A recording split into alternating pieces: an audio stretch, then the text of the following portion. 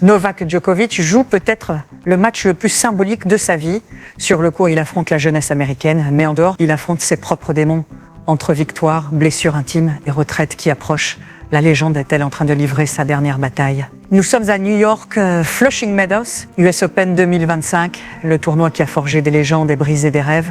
Novak Djokovic, 38 ans, détenteur de 2,24 du Grand Chelem, entre sur le court Arthur Ashe pour un deuxième tour tendu face à Zaccharis Fadja.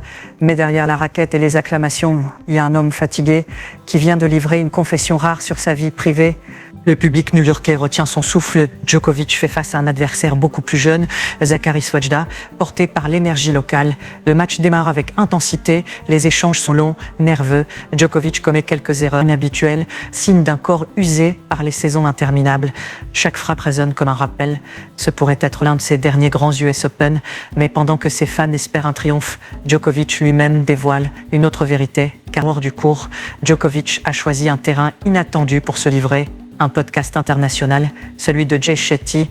Il y avoue que les stéréotypes sur les athlètes, toujours forts, jamais vulnérables, ont abîmé sa relation avec Jelena, son épouse. Il n'y avait pas de place pour les émotions, lâche-t-il avec une gravité désarmante. Cette déclaration secoue ses fans. Sur les réseaux, on parle d'un Djokovic qui enfin ose briser le masque du guerrier. Entre soutien massif et critique, le débat enflamme les commentaires. Mais que cache vraiment ce discours à ce moment précis de sa carrière? Djokovic est au cœur d'un paradoxe. Sur le plan sportif, il vise un 25e Grand Chelem, un chiffre astronomique qui le placerait définitivement hors de portée de ses rivaux. Mais sur le plan personnel, il expose une vulnérabilité rare, presque inédite dans l'histoire récente du tennis. Le timing n'est pas anodin. À 38 ans, le Serbe sait que le compte à rebours a commencé. Ses confidences résonnent comme un testament, un message universel sur la pression, le sacrifice, la solitude des champions.